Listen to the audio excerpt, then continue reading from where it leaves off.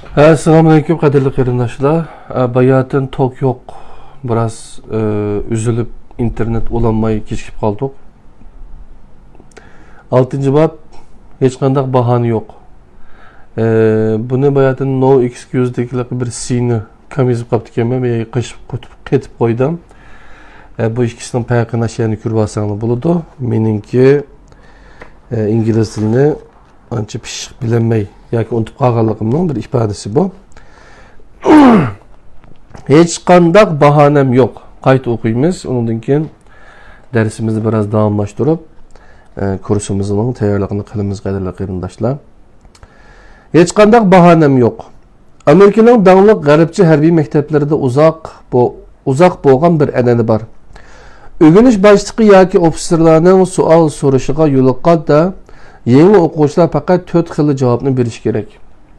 Bu uzoq bo'lgan deganning o'rniga qadimiy desam bo'ladi-da endi. Uzoq bo'lgan bir an'ana. Yani odatlanib kelgan. Yangi o'quvchilar faqat 4 xil javobni berish kerak. Doklad boshliq shundoq. Doklad boshliq undaq emas. Doklad boshliq hech qanday bahonam yo'q. Doklad boshliq bilmayman. Bulardan boshqa bir so'zni ortiq deyishga bo'lmaydi. Yangi o'quvchilar bu xil tuzumni adil emas deb his qilishi mumkin. Masalan, ofitser sizdan tasmangni surtib parqatmaning mushi bo'ldimi? deb so'rasa, siz albatta o'zingiz aqlashni umid qilasiz. Ammo siz yuqoriga 4 xil javobni bera olasiz, boshqa hech qanday tanlashingiz yo'q. Bu xil ahvolda siz balkim doklad boshliq undaq emas degan javobni bera olishingiz mumkin. Agar ofitser yana nimishqa deb so'rab qolsa, birdan bir muvofiq javob faqatla doklad boshliq, hech qanday bahonam yo'q bo'ladi. Bu yangi o'quvchilarni noodillikqa qanday chidashni o'rganib olsin deganlik. Chunki odamning hayotida odillik mangu bo'lmaydi. Shundaqla yana bu yangi o'quvchilarni mas'uliyatni ustiga elish qoidasini o'rganib olsin deganlik. Hozir ular faqat harbiy maktabning o'quvchisi. O'rinlaydigan burchi, kiyim-kechak, qiyofat jihatdagi talablarni o'rinlash.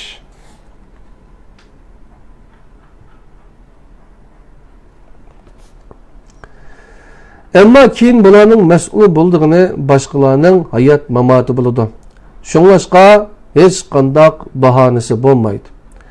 G'arbcha harbiy maktablardan chiqqan o'quvchilarning, ya'ni West Point'dan demakchi, nurg'uni keyin ko'zi ko'ringan generallardan savdo sohasidagi ajoyib ixtisosliklardan bo'lib chiqdi. Buni hech qandaq bahonam yo'qning to'pisi demay tura olmaymiz. O'ziga va boshqalarga samimiy muomala qilish dono va aqliy harakat. Bazı çağlarda bahane tepiş üçün başqa turgandan ko'ra o'zigimi boshqalarga bilmayman la deyish kerak. Bu samimiylikning o'zigimi boshqalarga mas'ul bo'lganlikning ifodasi. Bunga qarata chigil o'z ishingning huddisidan chiqarsan, o'zing qilishga tegishli ishni bütün kuching bilan urinlasang, bu ishlar bilan sen hamon bir kuni xohlagancha şugullana alaydigan bo'lasan degan. O'z ishining huddisidan chiqish bizdan mas'uliyatni botirlik bilan zimmamizga elishni talab qiladi. Ustiga elish va yuz tura turish bu ikkisi bir jup ochsingil. Yuz tura turish masalaga udul qarashga jur'at qilish deganlik. Ustiga elish bo'lsa masalani hal qilishdagi mas'uliyatni onu üstümüzge elişimiz lazımlıqını ko'rsatadi. Meseleге yüz tura qarashdagi batırlıq bo'lmasa, üstüge elishning asosi bo'lmaydi. Mas'uliyatni üstüge elish iqtidori bo'lmasa, yüz tura qarashning qimmati bo'lmaydi. Üstüge elishni tashlab qo'yish, hammani tashlab qo'yish deganlik. Bir odam o'z mas'uliyatini üstüge olgandan tashqari başqalarının mas'uliyatini üstüge alalsa, o adam g'alaba qilmay qolmaydi. Bir mushuk bor ekan. O daim birer bahane tepip öz severliklerini yuşuruşunu yaktırdı iken. Çaşkan kaçıp kesse o karasam bekli uğrak iken, semirgendin ki yiysemmi kiçikmeymen deydi iken. Derya buyuğu verip balık tutkanda karp balığı onu kuyruğu bilen vurup etse, men onu tutmakçı emes idim. Onu tutmak ters miydi? Men fakat onun kuyruğundan paydalanıp yüzümünü yuyup aldım deydi ki. Keyin o deryaga tushib ketibdi. Hamrohlari uni qutqizmoqchi bo'lgan ekan, o meni xatarga yo'liqdi deb o'ylab qoldinglarmi? Yo'q, men uzyapman debdi. O gapini deb bo'lmayla suvga cho'kib ketibdi. Ketayli debdi hamrohlari. O so'g'ishungush o'yini ko'rsatyapti. Bu bechora ham echinarliq mushuk. Demisimi dunyodagi nurg'un odamlar ashu mushuk o'xshaydi. Ular üzülümü, başkalarını mı aldaydı? Öz hatalıklarına bahane izleşkin mahir kilodu. Akıbette üzülün putuğu üzü palt çapıdı. Ziyan keşke uçuraydığını haman üzü buludu. Kişiler gayet zor zihni güç serip kılgandılar. Alaydı Adem bulalaydı. Özünün nimi üçün bütün gücü bilen atlanmagallığı bahane tepip, eplep seplep ütüp gitmekçi bolsa, onunla hiç qanday gücü yetmeydi. Gücümü ketmeydi. Kol astidikilerinin bahaneleri bilen öz avarışlıklarını yenelmeye kelivatkan bir müdür işhanısıga mundak bir plakatını çaplap koyuptu. Bu bahanesiz rayun. O 9. ayını bahanesiz ay deb ilan kılıptı. Hem adamlarga bu ayda biz fakat meseleler hal kılımız, bahane tapmayımız depti. Bu çağda bir xeridar telefon verip, evetadigan meninglar kechikib kaldı deb ağrınıptı. Mal yürüştürdigan müdür, hakikaten şundak boldu, mal kechikib kaldı. Keyinki qatim hergiz ondak bolmaydı depti. Onundan keyin o xeridarını bezlepti, hem toluqlu birimizde va'da qipti. Telefon üzülgenden keyin o özünün aslida xeridarga malning kechikish sababini tushundirmoqchi bo'lganligini, ammo 9. ayning bahonasiz ay ekanligini o'ylab, bahona ko'rsatmaganligini aytibdi. Keyin bu xeridar shirkatning boshlig'iga xat yozib, masalani hal qilish vaqtida o'zining erishgan alohida mulozimatiga baho beribdi. O bir xil gapni anglaverganimga bir xilli gapni anglaverganligimga odatdan tashqarilik ham yangilik his. O bir xilli gaplarni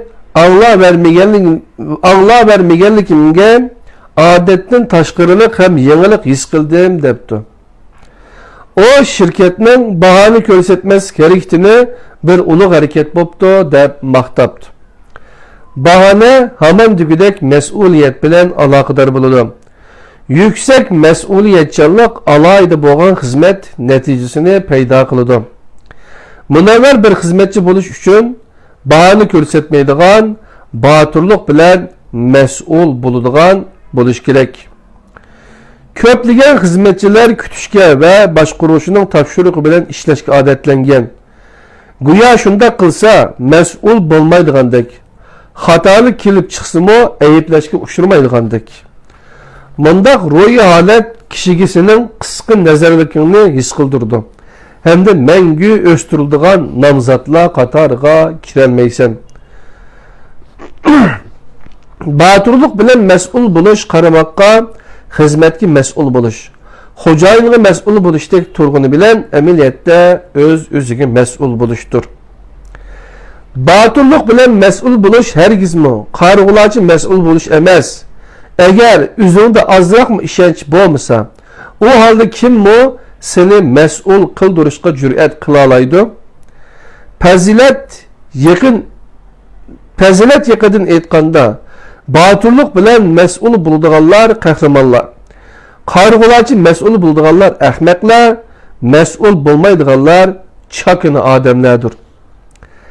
Boturlik bilan mas'ul bo'lish uchun bahani ko'rsatishdan uzul kesil voz kechish kerak. Bahani ko'rsatishning bizga yuzlab ziyni bo'lsa bo'ladiki, bir mo foydasi bo'lmaydi. Bahani ko'rsatishning ziynini mushunchalik so'zlayli. Bahani izlashga amroq xizmatchilarga yuqorqi misolda aytilgan mudirdek o'zlari uchun bir bahonasiz rayon ta'sis qilish to'g'riliq taklif beramiz. Ko'plagan kishilar qiyinchilikqa yo'liqqanda onu tirishib hal qilishni bilmaydi. Balki bahona tepib o'zini mas'uliyatdan qochirdi. Bunda kishilarning munavvar xizmatchi bo'la olishi nihoyatda tas. Hughes James davlatlik pul olish mashinasi shirkatida setish mudiri bo'lib ishlayotgan mezgilda odamni eng o'sal qiladigan bir xil ahvolga duch keldi. Bu shirkatning moliyasida qiyinchilik tug'ildi. Bu ishni sirtqi joylarda setishga mas'ul bo'lib ishlayotgan xodimlarmi uqdi. Shu sababdan ular xizmatdagi qizg'inligini yo'qotib qo'ydi. Setilish miqdori ozlashga boshladi. Oxirgi kelib ahvol texmi eg'ir bo'ldi. Buning bilan setish tarmoqi barliq mal sotuvchilarni yig'ib bir qatimliq cho'ng yig'in etishga majbur bo'ldi. Bu yig'inga qatnashish uchun bütün Amerika'nın joy-joylaridagi mal sotuvchilar chaqirtib kelindi. Bu yig'inni James efendi boshqardi. Aldı bilan u qo'l ostidagi eng yaxshi mal sotuvchilardan bir nechini o'rinlardan turg'izdi. Ulardan setilish miqdorining nima uchun tavallab ketganligini tushuntirib berishni talab qildi. İsmi chaqirilgan bu mal sotuvchilar o'rinlardan bir-birlab turgandan keyin ko'pchilikka o'z beshidan o'tgan bir mezgillik adamni eng hayron qoldiradigan echinarliq hikoyalardan shikoyat qilishga boshladi.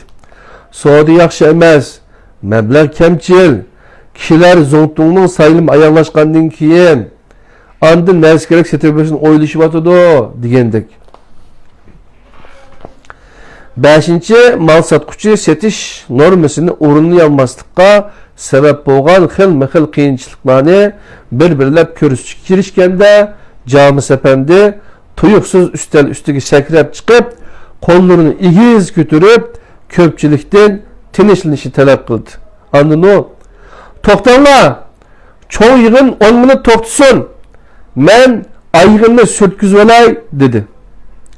Andin keyin o yaqin atrofda o'tirgan bir nigir balaga sayman sandiqni elib kelib, ayg'imni pokiz surtib qo'ygan deb buyruq tushirdi. Özü bolsa üstel üstüde midirlamay turuverdi. Sorundaki mal satquchilar hayron bo'lib o'ltirishib qolishdi. Ularning ba'zilari James efendini sarang bo'lib qopti deb qoldi. Kishilar bir-biri bilan pichirilishga kirishdi. Bu chaqda heliqi nigir bala uning bir pay oyog'ini surtib bo'lib, yana bir pay oyog'ini surtishga kirishgan edi. O oyog'ini aldirmay, tinmay surtib, o'zining oldingi qatorda turadigan ayak sürtüş maharetini ko'rsatdi. Ayağını sürtüp olgandan keyin James efendi onunğa 10 tiyim pul berdi. Andin nutqini e'lon qildi. O mundaq dedi: "Men hammanglarning bu balani yaxshilab ko'rib beqishinglarni umid qilaman. O bizning butun zavodimizda va ishxonalarda ayak sürtüş alayid huquqiga ega bo'lgan. Onun aldıda bu işte qilgan bala aqtellik idi. Yeşimi bu balaning xilali cho'ng idi. Şirket gerçi onunğa haftasiga 50 tiyin maaş to'liqlab bergan bo'lsa-mu, minglab xizmatchi bor bu zavodda o turmushini qandoqdek pul topolmadi. Ammo bu nigir bala xilali yomon emas darajada kirim qilib qolmay, shirkatning maaş to'liqlab berishiga hojatman bo'lmadi. Her haftada teha az tulu pulmu eşindi. Onun bilen onun aldıda işleyen balının iş şaraiti tamamen okşaş idi. Okşaş bir zavod iş obyektlerimi bütünley okşaydı. Endi men sizlardan bir so'z so'rab bakayım. Hele ki aktarlık balının tekimi köp soğudunu celip kılolmaslıkdaki severlik kimde? Bu severlik onun üzüdü mü? Ya ki xeridarlardı mı? Mal satquchilar maslahatlashib olgandeklar o'xshash yuqori ovoz bilan albatta savarlik u bolaning o'zida deyishdi. Dal şundaq, dedi James Efendi ularga. Endi men sizlarga dey. Sizlarning pul elish mashinasi setishinglarda hozirgi ahvol bir yil burungi ahvol bilan tamamen o'xshaydi. O'xshash rayon, o'xshash obyekt, o'xshash savdo sharoit.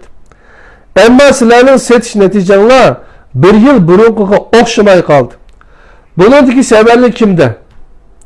Sizlardimi yoki xaridordimi? O'xshashlar güldürmemedik sada yangrab ketdi. Elbette severlik bizde.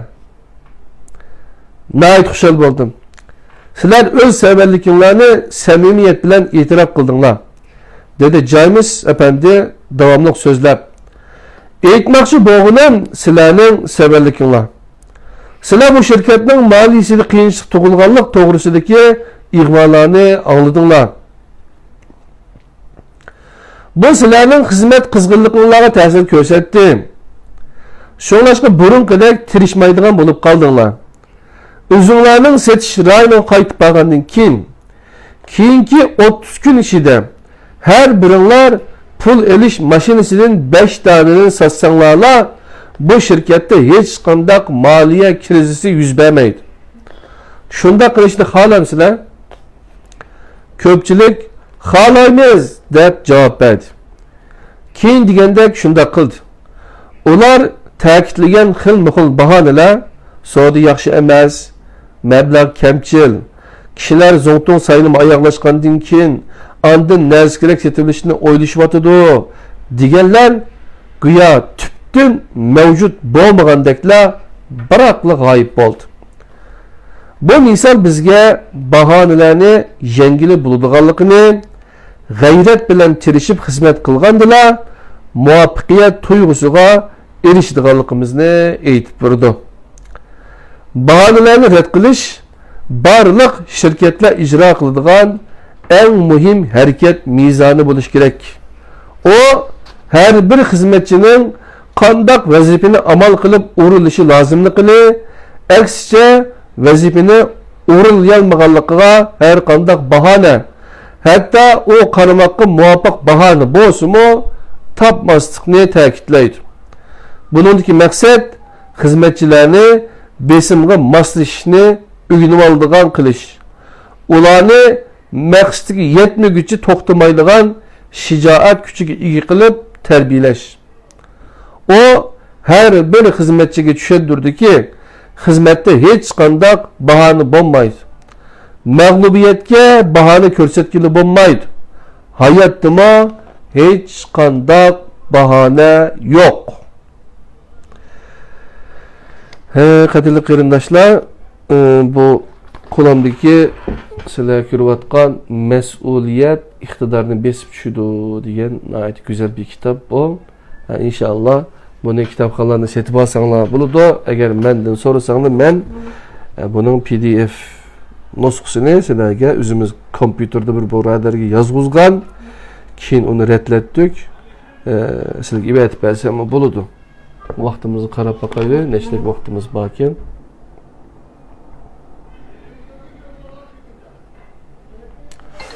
On 8 minut vaqtimiz bo'pti.